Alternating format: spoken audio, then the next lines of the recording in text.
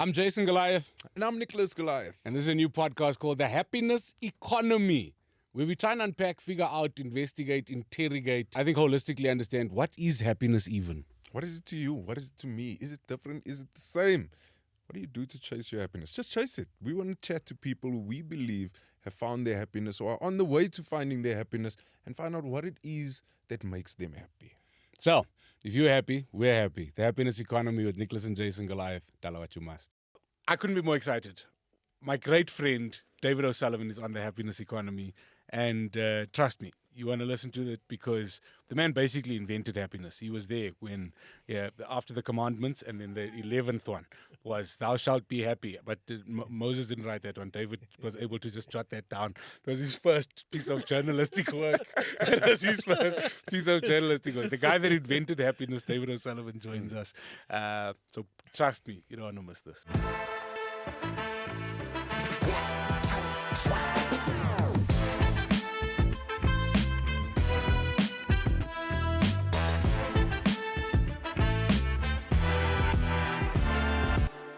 David OSullivan, you played a huge part in my happiness. And you in mine. Because We had 18, 20 months, whatever it was, of just sheer and abandoned joy. yes. Which you only had with Jason in those 3 hours. If you met him outside of those 3 hours that He you were was on the miserable as radio, hell. jeepers. But a brother did not like doing morning radio. Miserable. He was miserable. He would come in the show started at 6 o'clock Yeah. in the morning. Jay would arrive at about 5 to 6, sometimes 5 past 6. Most Standard. times. And But my first link is only at 11 minutes past. yeah, 100%. so he was, Yeah. so he was On I time. also read a statistic that said people who are late for things consistently live longer than those who are on time. Amen. I'm be 'Cause late they for stress death. less. So what would happen is we would then get a break, a big ad break at about 20 past. And then we would nip out the studio and we would have strong black coffee. Yes. And David never drank coffee. I didn't before drink coffee, not at all. And then It's a Jason very made, bad influence, this Yes. guy. and then I went, whoa, hold on, this is doing. Why do I this feel like is I'm doing good. 16? Yeah, this is good stuff. Second day has 2 coffees. Yeah, no. And then I am anxious beyond belief. What the hell's happening to me? Well, the Afrikaans word is benoot. Yes, I was benoot. benoot. I was so benoot. Haven't felt like this since the army. But I was panicking, and my heart's racing, and I can't. What's worrying me? Something's worrying me. And then he said, "You've had 2 coffees," and he said, "And I have to admit, I made the other one stronger without realizing I'd made it stronger because he would make his normal, which was triple strength, Of Yeah. course. and then accidentally made it triple strength for me. Yes. So I had like 6 coffees. Actually. Essentially. For me to survive that time of the morning, I literally would have every hour a triple espresso. So just a tall coffee. It looks like a tall coffee, but it's a But triple it's 3 espresso. espressos And then on day 2. But I was also, day 2, I was still learning the clutch on the machine. You know what I mean? That coffee machine was still a little bit dodgy and tricky. What I did learn in those 18 wonderful months, though, was that you are one of the most fascinating human beings that I've ever met. Consistent in mood. Have you always been consistent in mood and energy, or is that show business training that kind of comes? I think for radio, I probably did, but you saw the swings. So when the microphones are off, Yeah. if I'm feeling vuss, then Yes. I was. And Yeah. so what we used to do is we used to have these long breaks because we were 3 people presenting that breakfast show, which was overkill. So Pearl Tabiso Sekwani, who was Yeah. the third person with us, when she was doing an interview, we didn't want to hang around the No, we'd studio. leave. So we pushed off, and sometimes you'd have ad break song, Tabiso's interview, ad break song, news. Yeah. So you'd sometimes have Got like nothing to do. 15 minutes where we did nothing. So there was a smoking room we'd go into. We called it the Chamber of Truth. Yes. And I we'd was go. in there. Yeah. We used to go to the Chamber of Truth, and we used to chatter like old women. But solve the world's problems. And all our personal innermost stuff we would share in the Chamber of Truth. And you could not get and I think that's why we are such good mates, Yeah. is because it was somebody put a welding machine on us, and it was forced Absolutely. We forced had together. Forced, but also I think we recognized after the first week that our vibes and our energy very, very similar. And so weird, but I did not know that you started in entertainment and radio? No, did you start law? What did you start at 30? Because I started comedy at 30. Yeah, so I started law at 30. So I started my journalism in 1982 when I was 20, Yeah, 19. And I was 2. Yeah, that's right. Yeah. So you I got was this, still swimming. Yeah. so we still got this massive age difference as Yes. well. We got nothing in common. Absolutely not. There's nothing we have in common, and everything in common. No, It but is- everything society says means you guys should not be friends. No. You should have no reason to No. speak to each other Now in look- the world. And Jason doesn't read books. And And you I write books. You I don't write only books, read, I but you read- write them. Yeah, and we've had a totally different lived experience. I mean, I grew up in white privilege.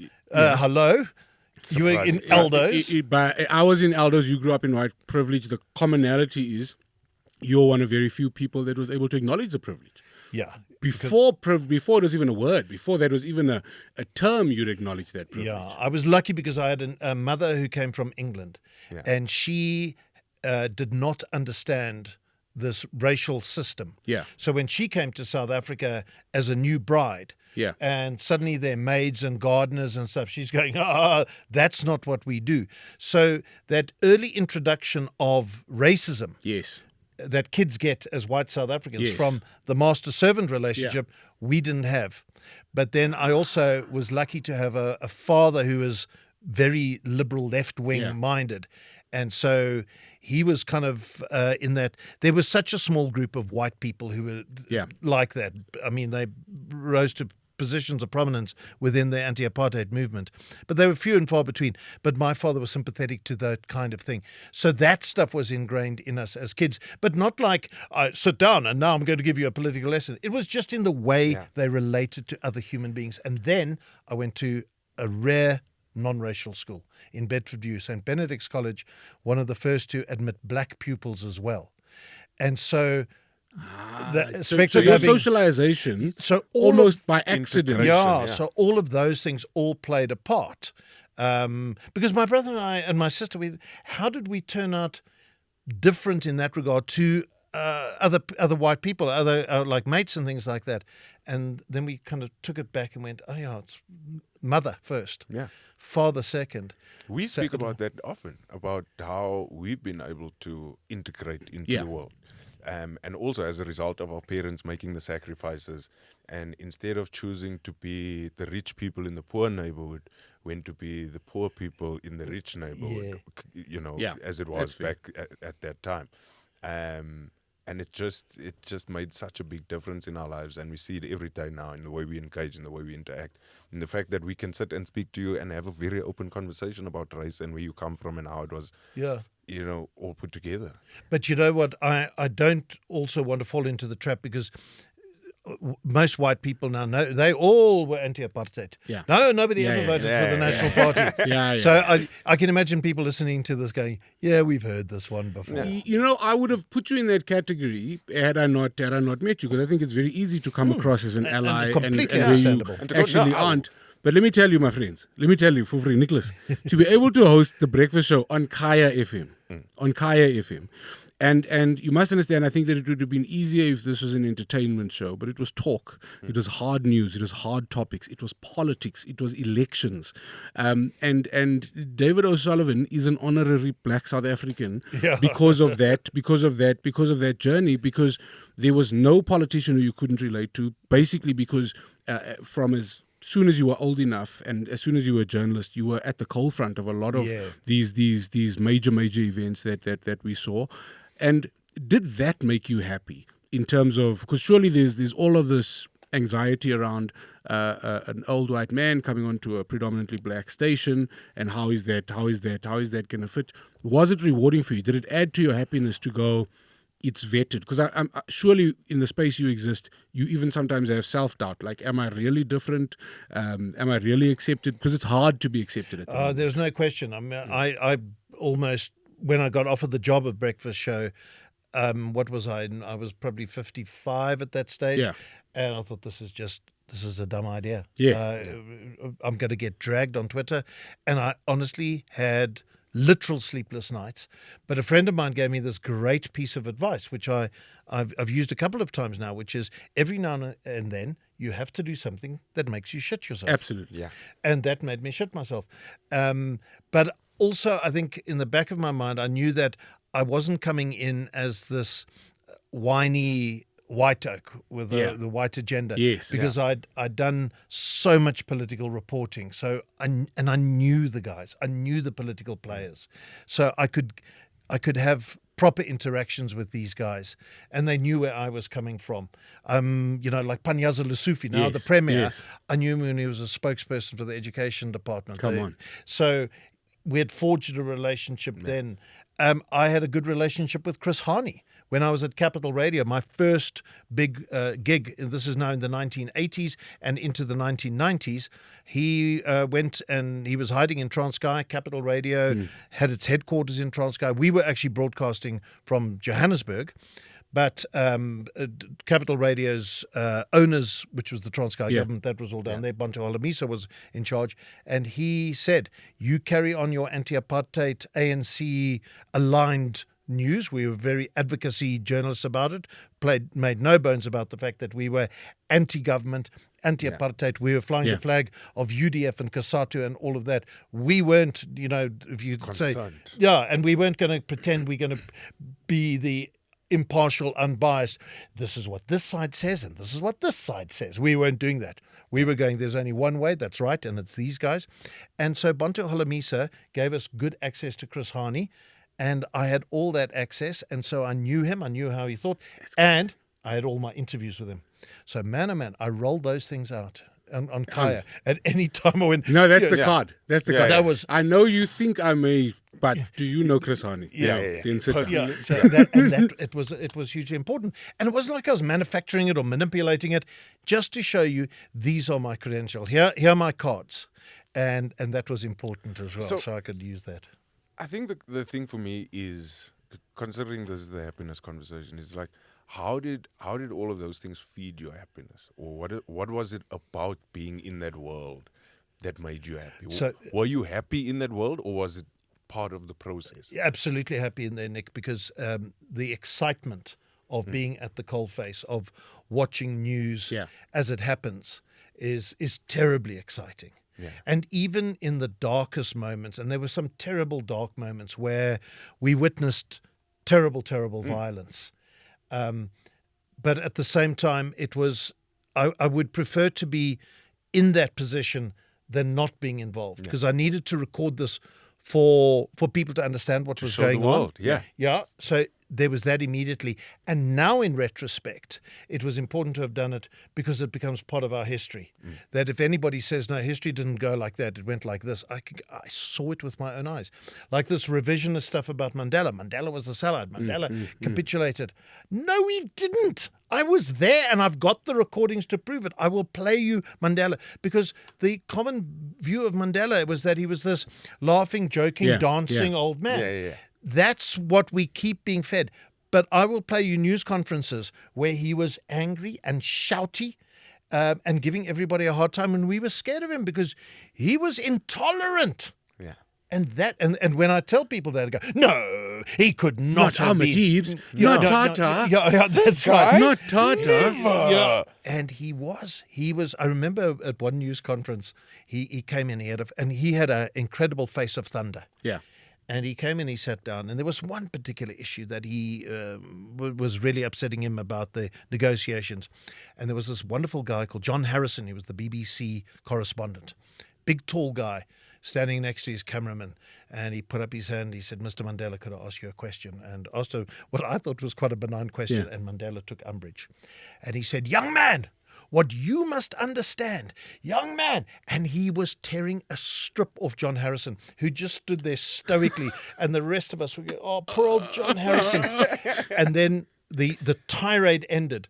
And John Harrison, there was silence. John Harrison said, Mr. Mandela, thank you for the reference to young. And Mandela's face, just that big smile and a big roaring laugh, and just calmed the whole situation down.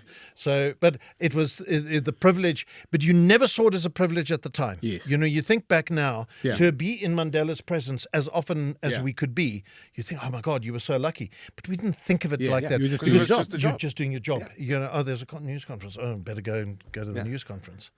You had kids late. Yes, and got married you've got two beautiful boys. You were happy before because you had kind of found your thing. So you did capital, you studied law, got a little bit bored of law, Yep. ended up at 702. Now you're broke and happy. Yes. Now you're broke and happy. You meet the love of your life, your lovely wife, and now start a new chapter. How did that kind of evolve your happiness? Because your happiness to me now sounds like it was all about that pursuit of happiness, like I think you mentioned. It all about that chase, all about that energy, that action, and that somehow knowing. Because I spent a little bit of time in radio, and when we were on radio, we were talking about COVID, and we were interviewing South Africans locked down in Wuhan, and that was terribly exciting to be at the face in the newsroom.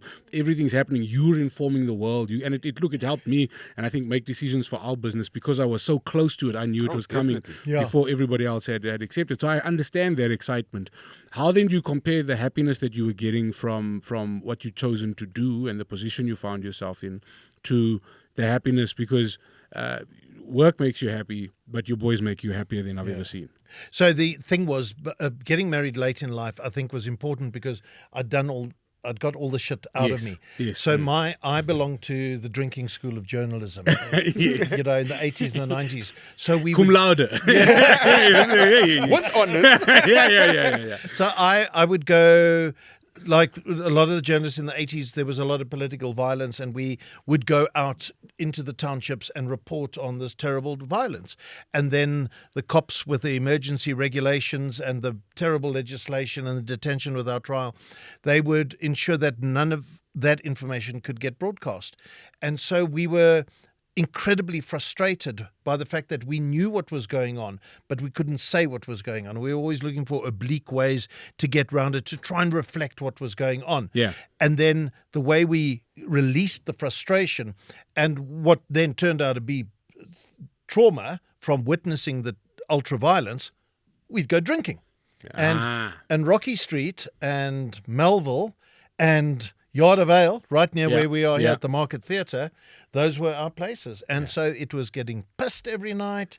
And because you're young, you're bulletproof. And the next day, your bubble lasts a few hours and you're back on the game. Or you just have another one and you feel all right. Yeah. And you go straight back into it, realizing that we're doing cutting edge stuff. And I'd not only Capital Radio and then 702. 702, I didn't do the ultraviolence. I did a bit of ultraviolence for, but I was working in law as an article clerk. I was studying and still doing the journalism. But at the same time, I had all this international work, and I was feeding to international networks. And there's this great thrill of my stories are going to be on American radio, and British radio, and Australian radio. So all of that was important. And then to get rid of the tension, go drinking. And then when Jackie arrived in my life, I was weaning myself off all Way of that. out of your league. Yeah. Way. I did. I bet Way out of your league. out of my No. league.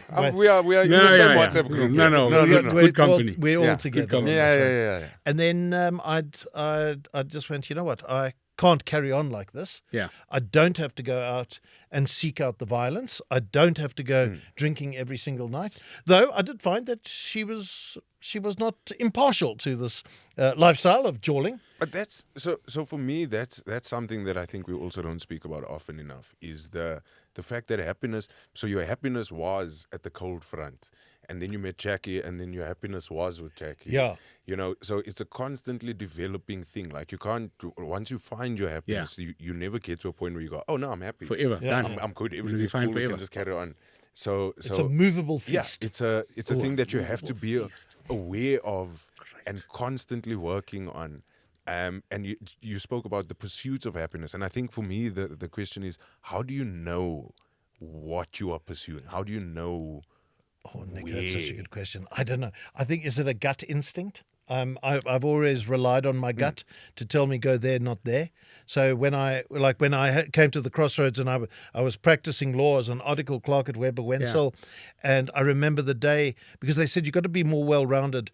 You can't just do media law. And that was great fun because the Star, Sowetan, Pretoria News, BBC and Carte Blanche were the clients. It was interesting work, and interesting in terms of the legislation that we were trying to get around, the defamation laws that were so restricted. Everything's changed now. But it was a challenge, and it was quite a fun intellectual challenge. But at the same time, in Cartigo, marching down the street and their riots at the New Library Gardens, and I'm out of there like a shot. Can't wait. And I've got my microphone out and I'm in my suit and I'm doing that story when I should actually be attending to something at the Star. It was my gut instinct said, no, you're not doing that now, you're doing this now.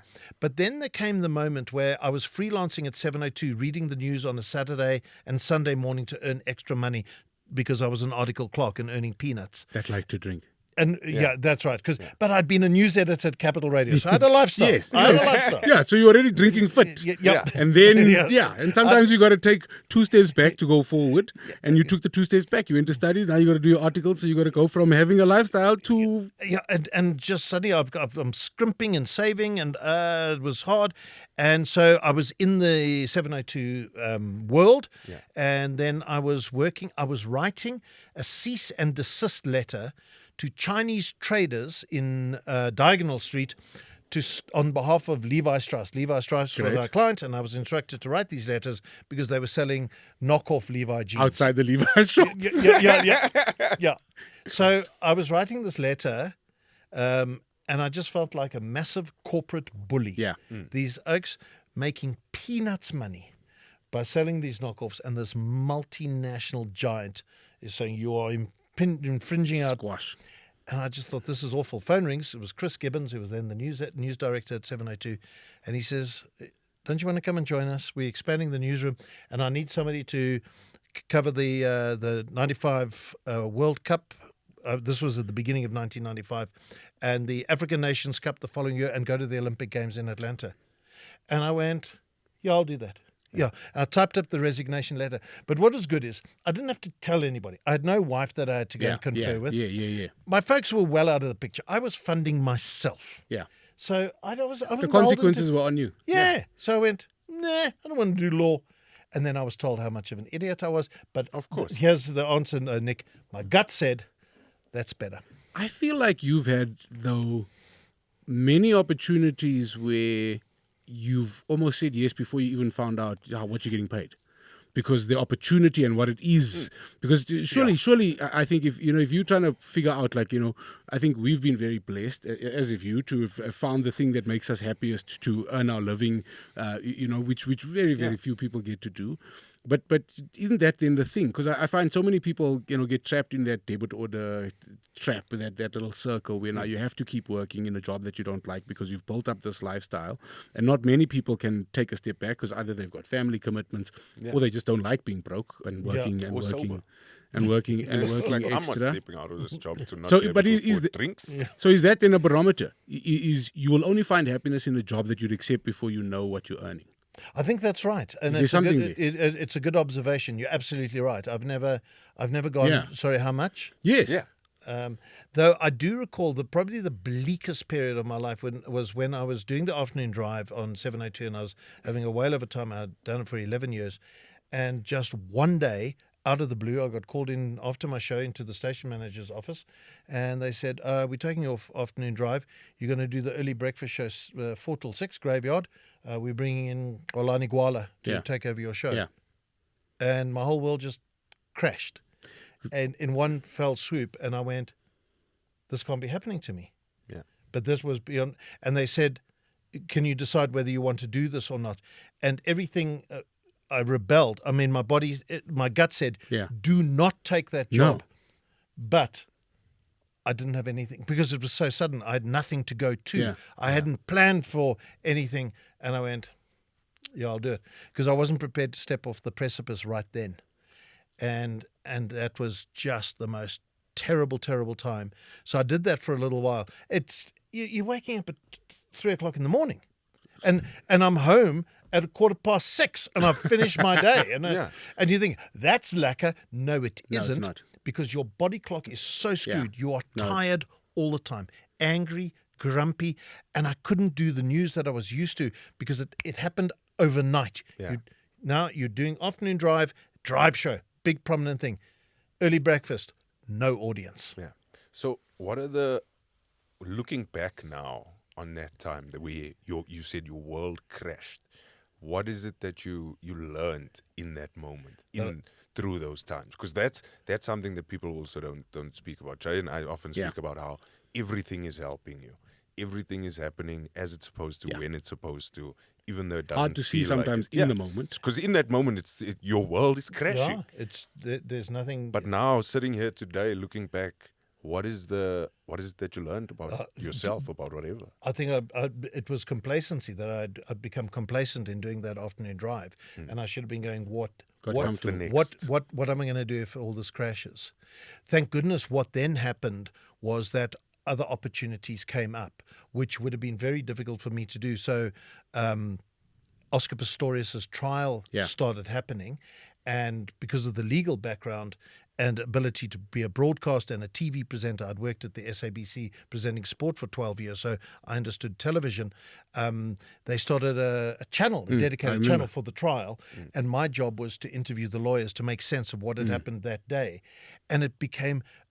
it had this massive following. Yeah, of course. The whole country was watching. It was The incredible. whole world was watching. Yeah. And these lawyers, it was so funny. They became celebrity lawyers. We'd do the show in the evening, and then we'd go and have a couple of drinks, and people were coming over, and the lawyers What's were the signing Booth prize? Ollie autographs. Booth's father was one of those lawyers, wasn't Yes. he?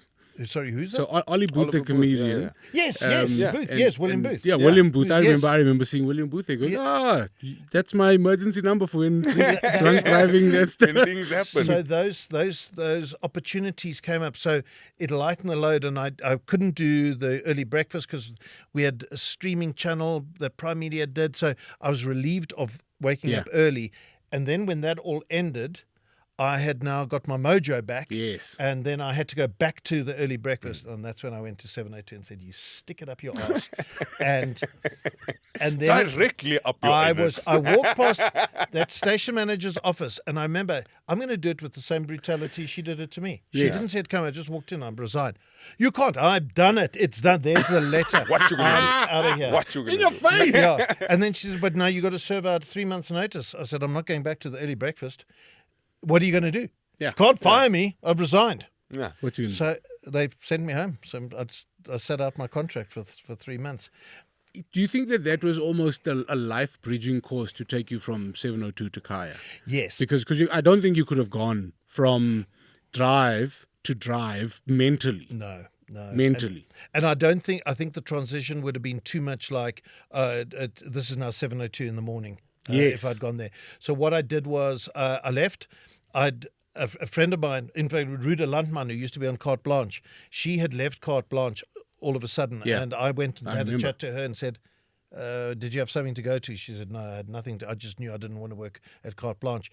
Then she gave me this advice, which I thought was incredibly trite, almost naive. Yeah. And then I would go, oh, it's actually true. She said, you've got to step off the precipice and the bridge will rise to meet your feet. I went, yeah, which meme have you seen? And then I stepped off. And the Oh, bridge. it does. It actually happens. No, Oh my God, it actually happens. Because it's crazy, though. It only happens if you step. Because you can stand at the edge and look down Yeah, and no see if the bridge is bridge is coming. Yeah. You'll be 100%. But as soon as you commit Yeah. mentally, there's this weird thing that just magically elevates you. It's fascinating. I'm stressing about time, and I want to speak about the family happiness. Yeah. David the dad. You've got a very unique setup. In terms of you're very much one of the most involved fathers that I've ever met, especially considering the fact that you've got young boys. Yes. So having kids later in life, did that add to your happiness? From an advice point of view, were you? Because I don't want to have kids. No, and good for you, because that's not you. Yeah, not. Yeah. Well, as a mate of mine who doesn't have kids, when they meet new people and they say, "Do you have children?" He goes, "No, we'd like to be happy." Yep. Yeah. Yeah. It's either have kids or do whatever I want. Yeah. Yeah. I mean, I often say to Jackie, you know what? If we didn't have kids, we'd be at our holiday apartment in New York right now. Yeah. These Very kids, true. when the school fees come, you know what? We could be in Hawaii right now. I often Well, say not to right now. Jason, I could also drive a M5 if I didn't have kids. I could also, Yeah. but I choose to educate my children. Yes, to which I reply, Nicholas, your kids have German education. I Yes. drive German things. We are not the same. We are not the same. But it is wonderful. The kids have just brought enormous joy and happiness. They come with their own challenges. As you know, my older boy is 19 going on 9 because he's autistic. But, he's the happiest little boy, big boy. I don't know what we're going to do with him later, but I refuse to stress because I know that I'm going to step off the precipice and the bridge will come up to meet me. I just know that that's going to happen. I'll find the way. So let's talk about your eldest then for a second. No experience, I'm assuming, with autism before. No, didn't know a thing. Deep experience now, 19 years later. No, geez. So very, very specifically, observing happiness in the context of the eyes of an autistic child and what happiness means to Michael, for example, has that influenced the way you observe and celebrate happiness? And does it change the fabric of happiness for you? It's a great question, and it certainly is, because it's the simple things in life that make him happy. So it's just keeping a routine. Yeah. Giving him he wants to eat the same food every single time, and so just making sure that he's well provided and understanding what I need to do to make his life as simple as possible, that he doesn't get sensory overload, doesn't have a meltdown, but at the same time I'm pushing him to explore new boundaries and just getting that whole balance right. And then I get little Tom, who's 7 years younger and is completely different. He's got a mad sense of humor. He's everything that Mike wasn't. And he just gives us great joy on another level because he constantly is surprising us. Because he's hilarious. We measure stuff by what Mike was able to do, and Yeah. it wasn't as much as we would like, but we didn't know he was our firstborn. And then Tom comes along and he's just shooting the lights out, and he's got this great sense of humor, and he's just an absolute joy. So, it's I think that Mike has made me appreciate that keeping things simple is sometimes all. You don't have to overcomplicate life to have things that are fun. And then I just got to say, the most fun I've ever had was writing Rassie Erasmus's book with him. That The was number never one hard. best-selling book in South Africa right now. Number 1 and number 5, the Afrikaans edition. Yes, number 1 and number 5 at the same You time. know what we're beating, Nick, into second place? What's in second? The K53 Learner Driver's Manual. And it has been in the top 5 for 14 years. And people still drive cuck. Yeah. Like, how? But that was so much fun because I'm getting insights into Springbok rugby. Rassie's becoming my chum. You're a rugby fanatic. Yeah, You're love rugby. interviewing the most prolific coach of our generation. Yeah. Yes. And you are doing your favorite thing in Being you're creative. journalisting it. But also having to do something that would make me shit myself. Can I actually write a book? Yes. I'd written 2 sports trivia books. Didn't feel like writing books. Yeah. This was now a proper writing thing where I had to sit down and I had to create something. And I had to write 100,000 words in 2 months. I thought, I can't do this. I'm going to shit myself, so let's go. Let's go. And Step then off. I never once felt like it was work. It was just a joy all the time. And, it was those little things that gave me pleasure. Like Rassie's sitting in my office, and then Jackie comes home with the boys, and she goes, oh my God, Rassie Erasmus just walking out of the study. Just casually. Yeah, just that's random. right. Yeah. Or he's sitting, we're taking a break, and a mate of mine popped round to drop something off. And Rassie's sitting out on the patio. He's busy sending a few emails. So my mate walks by. Whoa! Rassie just comes to use your Wi-Fi. What's going on? This is amazing. This is amazing. And then just also being able to dispel all these myths about the guy. It was wonderful having that relationship. And I saw him on Thursday before they left for France for the World Cup at this function. And he just wanted to sit and talk shit to me. Because he's friend now. Yeah, he's my chum. And again, like you, Jay, he and I have nothing in common, but we are big mates. Yeah. Because And I like love you, Jay, that. And he that makes also me doesn't read books. He doesn't Rassie and I are essentially the same person. And that makes me happy. I don't need to have like-minded people to make me happy. I've realized that. I would never have known that. But having people with whom I have nothing in common also make me happy. On that note, and now that we've had this deep romance, which I'm always here for, we want to end with what we call the Goliath comedy or the Goliath Happiness Index. And I just need 3 ratings for you. 1 being terrible, 5 being amazing. Okay. And it's firstly our founding principles by our standard is acceptance. Have you accepted your life, where you are, who you are, and how much? 1 to 5. I can't get it a 6 because I'm. No, 1 to 5. Don't answer them yet. You can do them Okay. all together. So I think you first might know what the acceptance, first one is. I then think we gratitude. Are you able to exist in a space of gratitude constantly? And that just means, do you wake up first grateful for the things you have already before you start stressing about what you don't? And lastly, optimism. In terms of 1 to 5, what do you think? If I talk to you in 5 years' time, what's your happiness going to do? Are you looking forward to more great things? Because I definitely remember the day you and I left Kaya, and there was a happiness. There Yeah. was a certainty that we were going to continue being successful after Yeah. this point. It was a weird, Yeah, almost we knew. unsettling, but we were were giving very, up a breakfast show. Yes. And We- on and a it- big radio station, we were going, ta-da, How do our you- time is done. So I know our time is done here also, but how do you get to that thing? Because we have that thing, like, and it's a thing I don't understand. Just the belief and the knowledge that it's going to work out as long as I keep doing the things. It's trusting that everything is helping you. Is you said it earlier on in this. I think you get there by constantly reminding yourself that it worked out. So then you know that the next chapter is going to work out as well. It doesn't matter what that looks like. It could be terrible. It could be the dumps. It could be the day you get told your show is over. But you get through that. And I think that it's easy as you get older to exist in a space of everything is helping you because you're relying on your own experience. Because happiness is a weird thing. When you're not happy, the worst thing in the world is somebody telling you to get happy and cheer up and find Yeah, your that's right. happiness. It's the most Yeah. annoying thing ever. But if you've been through all of those sets of experiences and the kind of peaks and troughs of life and what your happiness is going to do, then you have faith. Especially if you've accepted where you are, it makes it much easier, I think, to accept why certain things had to happen to you in order for you to be where you are now. But we do have to wrap. So, Dave, Yeah, I'll give it a acceptance, 5. 5. Gratitude, Gratitude, 5. 5. Why? I have no reason to wake up and be miserable about anything. I mean, I feel like I'll tell you what. After writing the Rassi book, I met with the publisher and they said, "What next?"